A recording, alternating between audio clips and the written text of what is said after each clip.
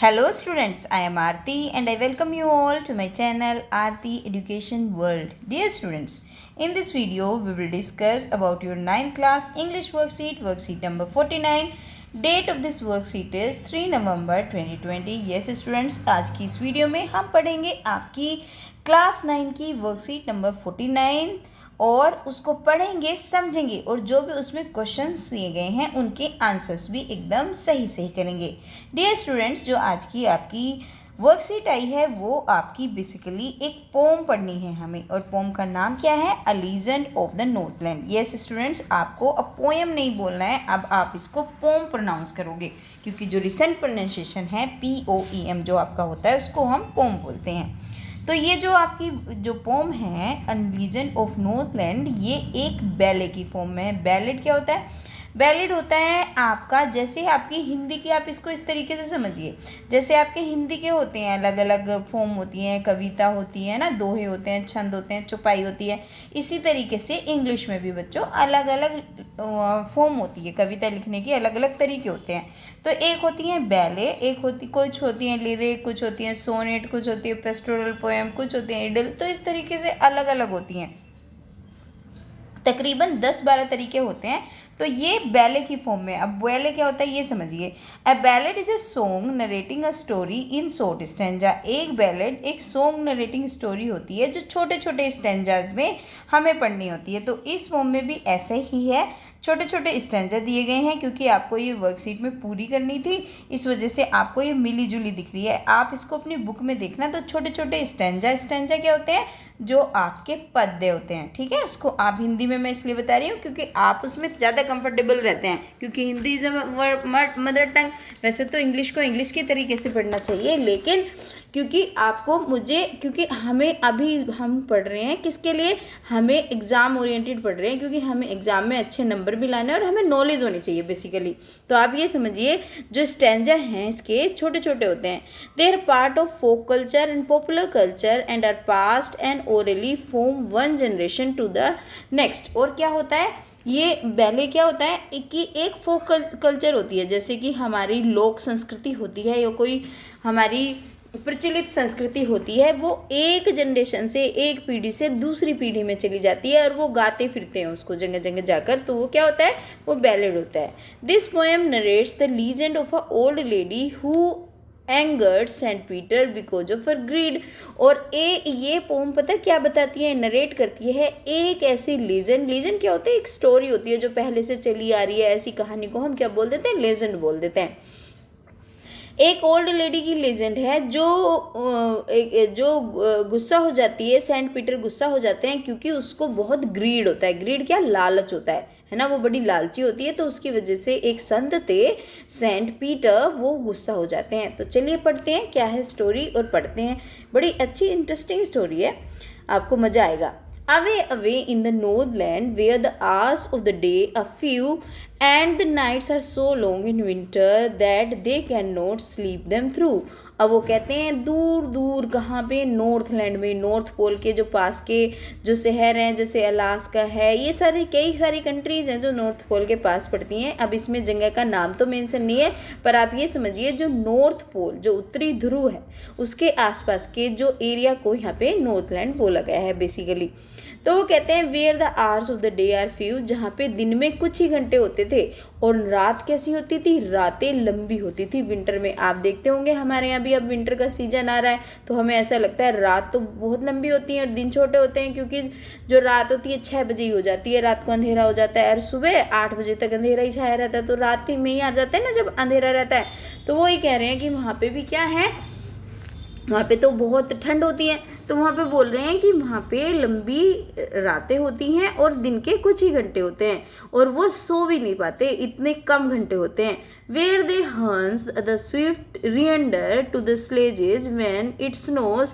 और वो क्या करते हैं वहाँ पे? जो रिएंडर जानते हो क्या होता है? बारहसिंगा। जैसे हिरण होता है ऐसे ही वो बारहसिंगा होता है ना, जैसे ऐसे ऐसे उसके सींग होते हैं हिरण के। तो ये उसकी बात हो रही है, उस हिरण की। तो वो जो वहाँ पे रिएंडर होते हैं, जो हिरन होते हैं, उनको क्या करते हैं? उनकी एक बैलगाड़ी का काम करते हैं वो। जैसे ये देख रहे हो ना आप, ये पिक्चर देखिए। तो यहाँ पे क्या होता है? ये जो रिएंडर हैं उनको काम करने के लिए लाया जाता है, जैसे बियर के कप को, है ना। तो इस तरीके से जैसे वो ये बोल रहे हैं कि जैसे एक बैलों की गाड़ी बना लेते हैं ना हमारे यहाँ पे, इस तरीके से जो रिएंडर हैं उनको उनके साथ भी ऐसे करा जाता है। व्हेन इट स्नोज, और जब बर्फ पड़ती है, and the children look like bears cub, और जब बच्चे ऐसे लगने लगते हैं जैसे भालू के बच्चे हों। भालू के बच्चे क्यों दिखते हैं? अब देखो ये ठंड हो रही है और कैप वैप लगा के ऐसे हो जाते हैं ना भालू जैसे, फर वर लगा के, तो वो कह रहे हैं तब की बात है। इन देयर फनी फरी क्लॉथ, और वो अपने जो फनी से कपड़े, जो मतलब बड़े फनी लगते हैं देखने में, और फर वाले कपड़े पहनते हैं। क्यों हम हमारे पास भी होते हैं ना कई बार, कई जर्सी होती हैं उसमें फर से लगे होते हैं, तो इसी तरीके से आप इन बच्चों को देखिए तो इन्होंने ऐसे ही फर वाले देखो कैप और ये कपड़े पहने हुए हैं, तो वो फनी लगते हैं। They tell them curious story, वो तुम्हें एक क्यूरियस स्टोरी, क्यूरियस मतलब जो बड़ी अच्छी लगती है सुनने में, जिसको हमें क्यूरियोसिटी रहती है ना, क्या रहती है, हमें जानने की इच्छा रहती है, तो एक ऐसी स्टोरी बताते हैं। I don't believe it's true, और मुझे विश्वास नहीं है कि ये सच होगी। And yet you may learn a lesson, लेकिन फिर भी आपको एक सबक सीखने को मिलेगा। If I tell the tale of you, अगर मैं आपको ये कहानी सुनाऊंगी। Once when the good Saint Peter, एक बार एक अच्छे संत थे, कौन थे? पीटर, उनका नाम क्या था बच्चों? Peter. Lived in the world below and walked about it preaching just as he did, वो रहते थे इस संसार में और क्या करते थे, वो घूमते फिरते थे। प्रीचिंग होता है उपदेश देना, संदेश देना, तो संदेश देते फिरते थे, जैसे जो मैं पता ही है, जो संत लोग होते हैं ना ऐसे ही करते हैं। He came to the door of a cottage, और वो एक कुटिया के दरवाजे पे गए।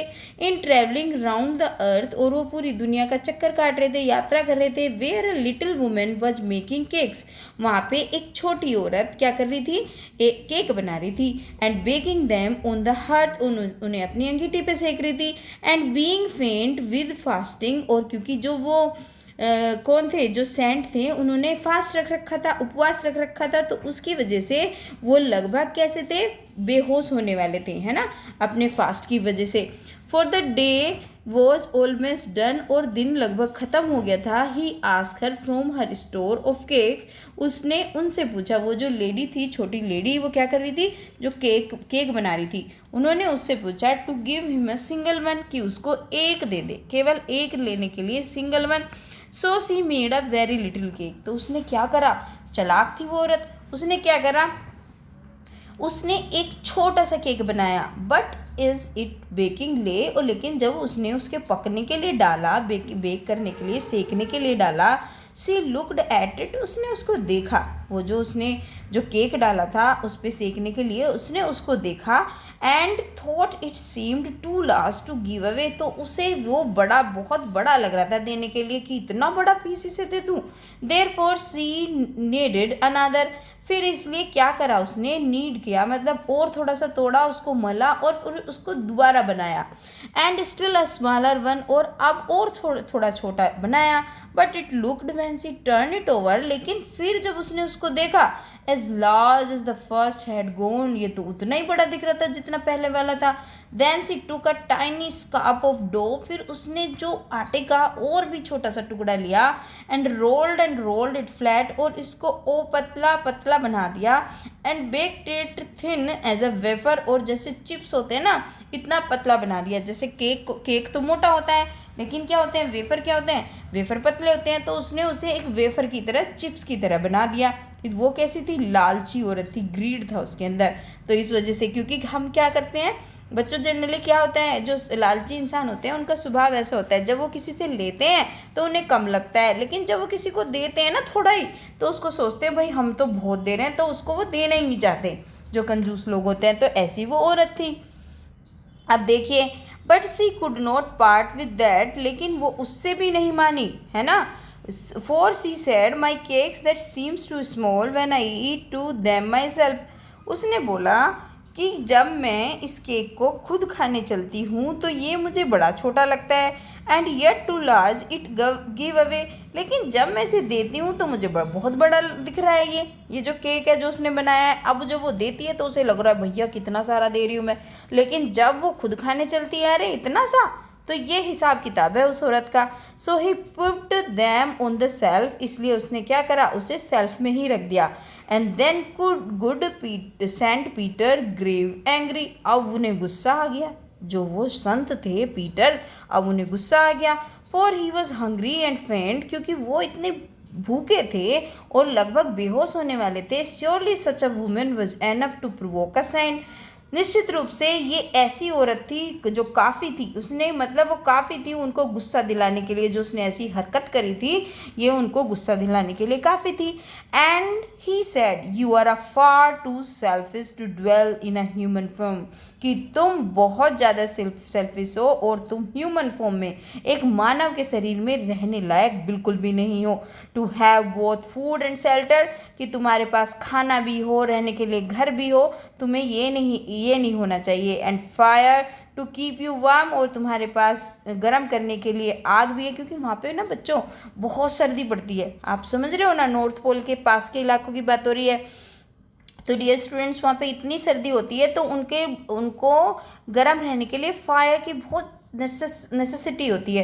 तो वो कहते हैं तुम्हारे पास घर भी है, तुम्हारे पास क्या है, तुम्हारे पास खाना भी है, तुम्हारे पास आग भी है, सब कुछ है, लेकिन तुममें वो मानव के गुण नहीं है, है ना, तुम्हें मानव में रहने के लायक, मानव जाति के लायक तुम हो नहीं। तो वो कहते हैं you shall build as a bird do, तुम्हें तो ऐसा करना चाहिए जैसे कि जैसे बर्ड्स करती हैं, है ना, जैसे चिड़िया करती हैं, ऐसे बनाना चाहिए तुम्हें। And shall get you scanty food, और तुम्हें स्कैंटी मतलब बहुत थोड़ा सा खाना मिलना चाहिए। By boring and boring and boring all the day in the hard dry would, और जिसमें तुम बोर होती रहो, परेशान होती रहो, पूरे दिन तुम्हारे पास कोई बात करने का ना हो, और सूखे जंगलों में तुम अकेली हो। Then up she went through the chimney and never speaking word, फिर वो कहाँ पे चली गई, चिमनी के पास चली गई, और उसने फिर उसके बाद एक भी शब्द नहीं बोला।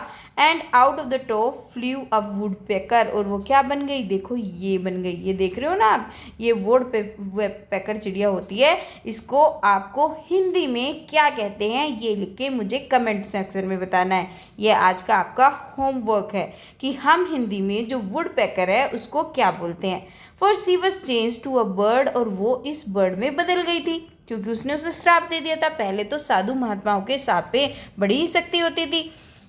सी had a scarlet cap on her head, और उसके ऊपर देखो ये स्कारलेट कलर की कैप है ना, ये जो चिड़िया होती है, जो वुड पैकर होती है, इसके ऊपर इस तरीके का, इसे रेड कलर का वो होती है, जैसे कैप पहन रखी हो इस तरीके से, ऑन हर हेड, उसके सर पे। And that was left the same, और वही उसने ऐसे ही छोड़ दिया। But all the rest of her cloth were burn, लेकिन उसके जो दूसरे कपड़े थे, क्योंकि उसके सिर पे वो ये बोल रहे हैं कि जो औरत थी उसने इस तरीके की कैप पहन रखी थी, देखो ये कैप पहन रखी है ना इस औरत ने, तो ये कैप तो इसकी एज इट इज़ रह गई। देख रहे हो बच्चों, देखिए ये जो कैप पहन रखी थी ये कैप तो एज इट इज़ रह गई, लेकिन जो दूसरे कपड़े थे इसके ये नहीं रहे, वो सब जल गए। Black as a coal in the flame, और वो क्या हुए, जैसे जब किसी फ्लेम में, किसी भट्टी में जल के काले हो जाते हैं ना, देखो ये काली है ना यहाँ से, तो इस तरीके से काली हो गई। And every country school boy has seen her in the wood, और जो भी बच्चे जाते थे स्कूल के वो उसको कहाँ पे देखते थे, जंगलों में देखते थे। Where she lives in the trees till his very day, और जो वहाँ कहाँ पे रहा करती थी, वो जंगलों में, पेड़ों में रहा करती थी। Boring and boring boring for food, हमेशा बोर होती रहती थी, और फूड के लिए क्या करती रहती थी, ऐसे kit kit kit kit kit. ये जो वुड पैकर होती हैं बच्चों, ये क्या करती हैं, ये जो वुड पैकर होती हैं बच्चों क्या करती हैं, ये चोंच मारती रहती हैं, ऐसे ऐसे ऐसे ऐसे ऐसे ऐसे ऐसे चोंच मारती रहती हैं, और फिर इनको अपना खाना ढूंढती रहती हैं, है ना। तो यही हमारी जो ये थी लेजेंड ऑफ नॉर्थलैंड, यही थी स्टोरी, ठीक है, यही इसकी पोम का सार था। अब देखते हैं जो हमने पोम पढ़ी है फोबी कैरी की, अब इसके बेस पे हमें कुछ क्वेश्चंस दिए गए हैं, उन क्वेश्चंस के आंसर्स भी करने हैं। चलिए कर लेते हैं फटाफट, क्योंकि हमने अच्छे से पढ़ी है तो हम आंसर्स भी आराम से कर लेंगे। What do you think about the climate of Northland, which line in the pome tells us about it. क्या सोचते हो आप, जो क्लाइमेट है नॉर्थलैंड का कैसा रहता है, और आपको कौन सी लाइनें बताती हैं इस बारे में। तो बच्चों पहला जो क्वेश्चन है उसका आंसर हम इस तरीके से करेंगे। The Northland is a cold snow covered region near the North Pole. North Pole के पास का जो बर्फ़ से ढका हुआ क्षेत्र है उसी को नॉर्थलैंड बोला गया है. Here the days are shorter and the nights are longer. यहाँ पे जो दिन है वो छोटे होते हैं और नाइट क्या होती हैं, लंबी होती हैं. As a result there are very few hours in a day. और इसकी वजह से दिन में सोने के दिन के कुछ ही घंटे होते हैं वहाँ पे.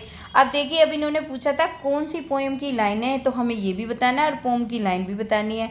तो ये हमारी जो नीचे हैं ये हमारी वो पोम की लाइन है जो इस पोम में दी गई है. ठीक है, यहाँ से लेके वेयर से लेके और विंटर तक ये पोम में लाइन दी गई है. हमें दोनों चीज़ बतानी है क्योंकि इन्होंने ये भी पूछा है तुम क्या सोचते हो और ये लाइन कौन सी है. तो दोनों चीज़ें हमने इस क्वेश्चन के आंसर में दे दी. Right. Second question is why did Saint Peter go to the cottage and who did he meet there.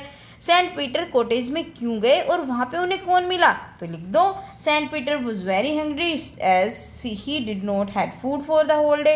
वो बहुत हंग्री थे क्योंकि उन्होंने पूरे दिन कुछ नहीं खाया था. So he went to the old woman's cottage in search of food. इसलिए वो खाने की तलाश में वहाँ पे गए.